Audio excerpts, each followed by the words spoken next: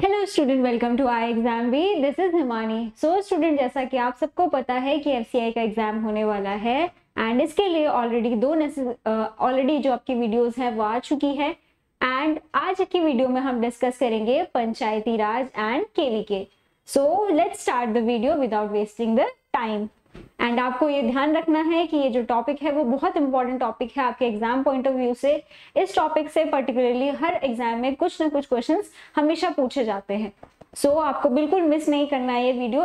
आप इस वीडियो में एंड तक बने रहिए, ठीक है।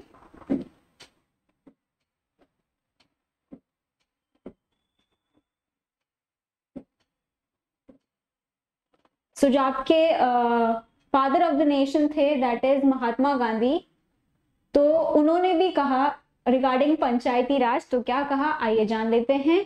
उन्होंने कहा when the panchayat Raj is established public opinion will do what violence can never do. ठीक है, तो जब आपका पंचायत राज स्टेब्लिश हो जाएगा तो पब्लिक ओपिनियन वो कर सकता है जो वायलेंस कभी नहीं कर सकता। ठीक है, तो इसके बारे में जानने से पहले आप जान लेते हैं कि जो पंचायत राज है आखिर उसकी जरूरत क्यों पड़ी।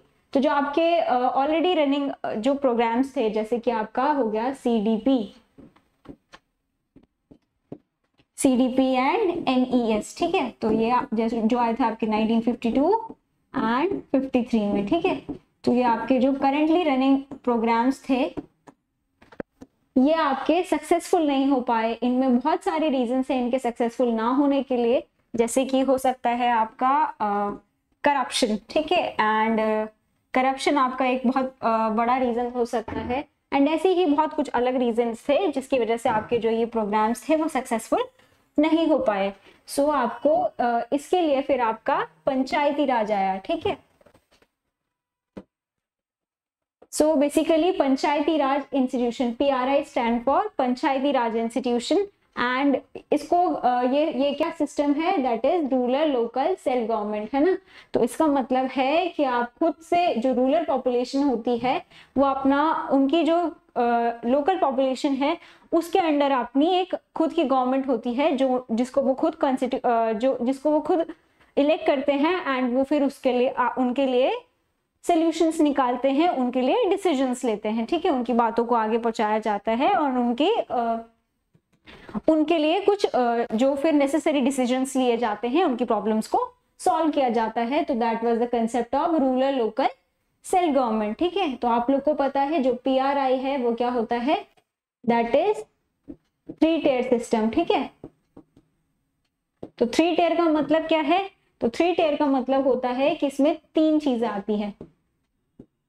तो पहला आता है आपका विलेज लेवल पे, that is your village panchayat. Okay,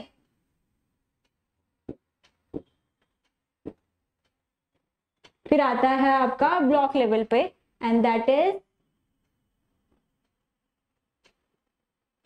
panchayat समिति। फिर आता है आपका डिस्ट्रिक्ट लेवल पे जिसे कहा जाता है जिला परिषद। ओके, सो आप जान लेते हैं ये क्या क्या होते हैं। ठीक है, तो ये आपका 3 टियर सिस्टम है जिसमें आता है आपका विलेज पंचायत। विलेज पंचायत का मतलब होता है कि जिसको ये जो लोकल पॉपुलेशन होती है जिसको आप क्या बोलते हैं, ग्राम सभा। ठीक है, ग्राम सभा एक्चुअली क्या होती है आपकी, all the registered voter which are 18 plus age which are of 18 plus age and residing in that village, so or village या फिर cluster of 2 or 3 villages, so that is basically the ग्राम सभा। ठीक है, तो ये ग्राम सभा है एंड ये अपना एक लीडर चुनते हैं जिसको ये डायरेक्टली चुनते हैं वोट देके, and that is known as village या फिर ग्राम प्रधान जिसे कहा जाता है। ठीक है,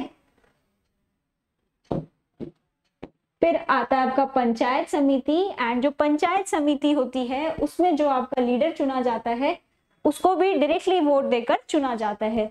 वेयर जो आपका जिला परिषद होता है इसको आप इनडायरेक्ट, इसका जो लीडर होता है उसको इनडायरेक्टली चुना जाता है।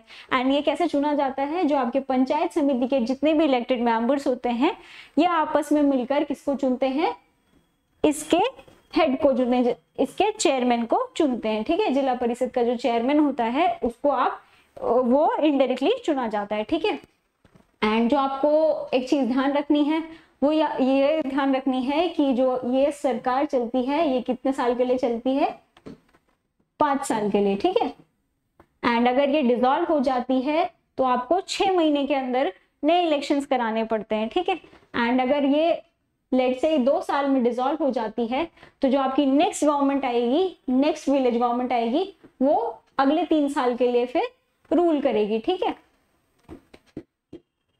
सो ये कॉन्स्टिट्यूशनलाइज्ड हुआ under the through 73rd constitutional amendment, ठीक है। एंड ये कॉन्स्टिट्यूशनल अमेंडमेंट आपका सजेस्ट किया किसने, बलवंत राय मेहता कमेटी ने, ठीक है। तो जो 3 टियर सिस्टम था वो आपका किसने सजेस्ट किया, बलवंत राय मेहता कमेटी ने। एक इंपॉर्टेंट क्वेश्चन कि किसने सजेस्ट किया 73rd amendment, that is Balwant Rai Mehta committee, ठीक है, ये आपको याद रखना है। एंड जो आपका 2 टियर सिस्टम है वो किसने सजेस्ट किया, that is Ashok Mehta committee, ठीक है।